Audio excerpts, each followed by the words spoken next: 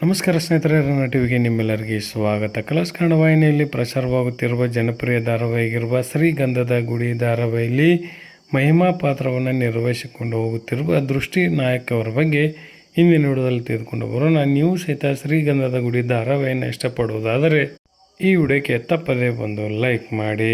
ಶ್ರೀಗಂಧದ ಗುಡಿ ಧಾರಾವಾಹಿಯಲ್ಲಿ ಮಹಿಮಾ ಪಾತ್ರವನ್ನು ನಿರ್ವಹಿಸಿಕೊಂಡು ಹೋಗುತ್ತಿರುವವರು ದೃಷ್ಟಿ ನಾಯಕ್ ಅವರು. ಇವರು ಉತ್ತರ ಕನ್ನಡ ಜಿಲ್ಲೆಯವರು.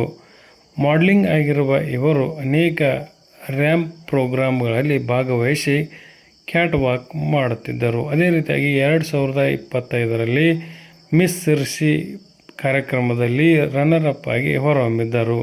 2026ರಲ್ಲಿ ಮಿಸ್ ಉತ್ತರ ಕನ್ನಡದಲ್ಲಿ ವಿನ್ನರ್ ಆಗಿ ಇವರು ಹೊರಹೊಮ್ಮಿದ್ದರು. ಅದೇ ರೀತಿಯಾಗಿ ದೇವಸಾಸ್ಯ ಎಂಬ ಸಿನಿಮಾದಲ್ಲಿ ಸಹಿತ ಇವರು ನಟನೆಯನ್ನು ಮಾಡಿದ್ದಾರೆ.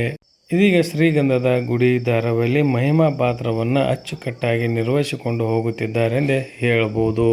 TRPಯಲ್ಲಿಯೂ ಸಹಿತ ಶ್ರೀಗಂಧದ ಗುಡಿ ಧಾರಾವಾಹಿಯು ಒಳ್ಳೆಯ ಸಾಧನೆಯನ್ನು ಮಾಡುತ್ತಾ ಹೊರಟಿದೆ ಎಂದೇ ಹೇಳಬಹುದು.